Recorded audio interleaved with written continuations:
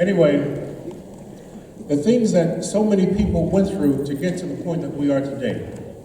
I'm going to tell you two stories before I get off the stage and tell you this. There are things that we call significant emotional events that have happened in our lives.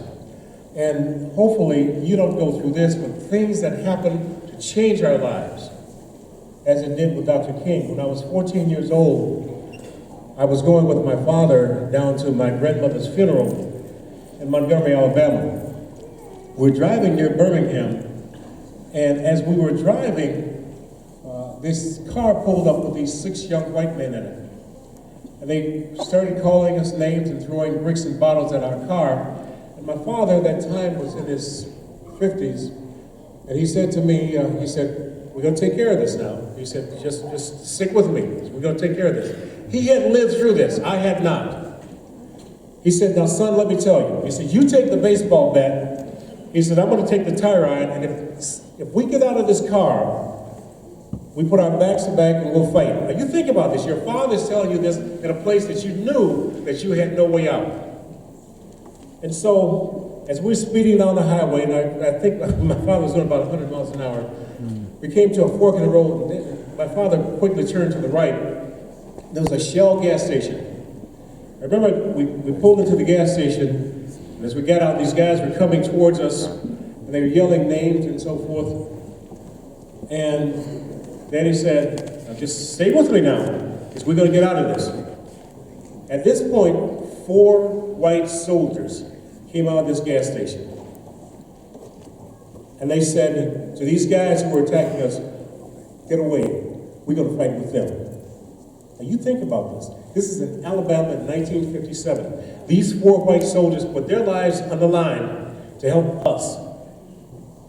These guys called them names and so forth, and they backed away. And my father, he said to me, he said, "Son, I want you to know, you see, there's good people and bad people in every race. I want you to remember this, because these men put their lives on the line for us." And that stayed by me, and it stayed by me forever. A significant emotional event that changed and impacted my life. The second thing is Dr. King, when he was speaking, he talked about this man who came to him and he said, "Martin," he said, "I have so much money, I'm going to take that money and change the world." And Dr. King said to him, "Well, I hope you can do that, because there's a lot of strange things in this world that we can't change." He said, "No, I have billions of dollars, I can change this world."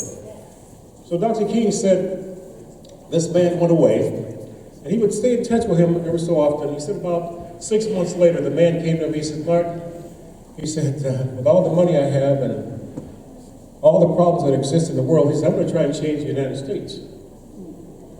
And so, Dr. King said, "Go ahead."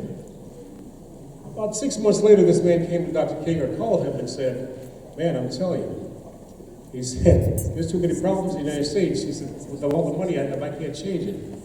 He said, "Maybe I should try and change my state, which is Illinois." And Dr. King said, "Go ahead."